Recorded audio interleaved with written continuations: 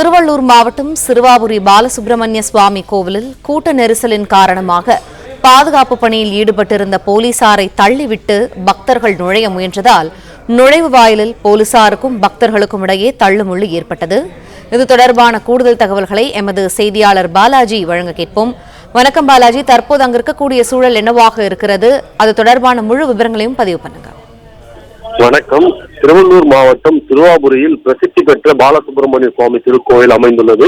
தொடர்ச்சியாக 6 வாரங்கள் இங்கு நெய் தீபம் ஏற்றி வழிபட்டால் வேண்டுதல் நிறைவேறும் என்பது பக்தர்கள் நம்பிக்கையாக இருந்து வருகிறது. அதிலும் முருகனுக்கு உகந்த செவ்வாய்க்கிழமை நாட்களில் சிறுவாபுரி கோவிலில் பக்தர்கள் அதிக அளவில் செல்வது வழக்கம். செவ்வாய்க்கிழமையான இன்று சிறுவாபுரி முருகன் கோவில் பக்தர்கள் கூட்டம் அலைமோதுகிறது. திருவள்ளூர் மாவட்டம் மட்டுமல்லாது பல்வேறு ஊர்களில் இருந்து ஏராளமானோர் இங்கு சாமி தரிசனம் செய்ய வந்துள்ளனர்.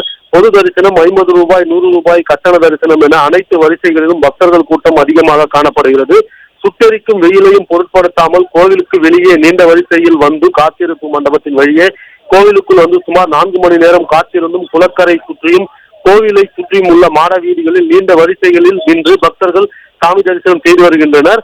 புதிய வீடு கட்ட வேண்டும், திருமண தடை நீங்க வேண்டும், அரசியல், ரியல் எஸ்டேட், தொழில்நுட்ப பல்வேறு வேண்டுதல் நிறைவேறுவதற்காக ஆலயத்தின் பின்புறம் உள்ள வேப்ப மரத்தடியில் நெய் தீபம் ஏற்றி வழிபாடு செய்து செங்கற்களை அடுக்கி வைத்து பக்தர்கள் நேர்த்தி கடனை செலுத்தி வருகின்றனர்.